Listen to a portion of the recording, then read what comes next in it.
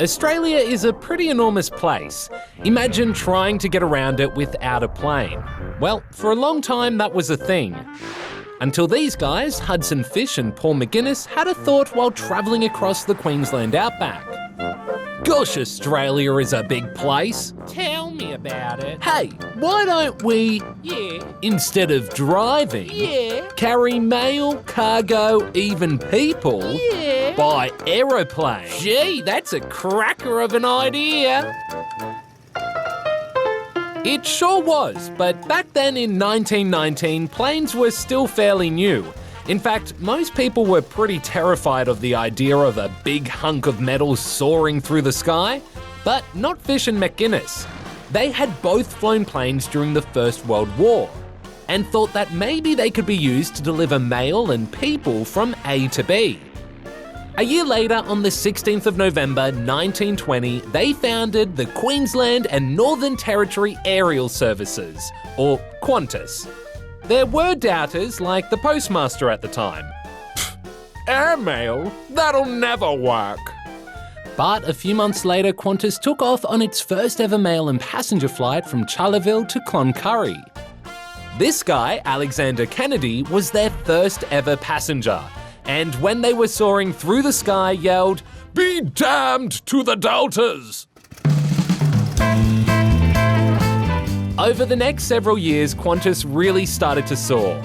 The planes got improvements, including one with a toilet, and they started making longer trips. Not to the toilet. In 1934, Qantas teamed up with Britain's Imperial Airlines for their first international flight. 15 passengers travelled from Darwin to the UK in just 9 days with only 36 stopovers, which apparently was impressive at the time. After the Second World War, the government bought Qantas and created a domestic airline called TAA. The other main airline was Ansett, and for the next few decades, if you were flying in Australia, chances are you'd either be on one or the other.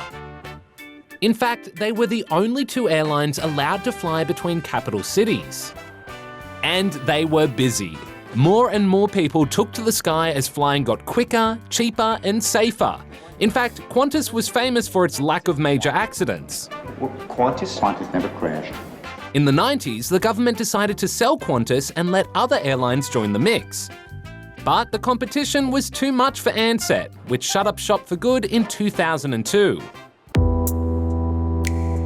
Since then, the airline industry's seen its ups and downs, and right now, it's definitely down.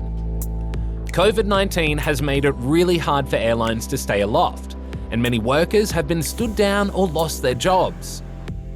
Earlier this year, Virgin announced it couldn't pay its debts.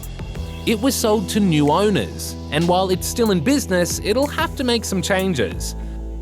As for Qantas, while it hasn't been the best year, last week was a time to celebrate.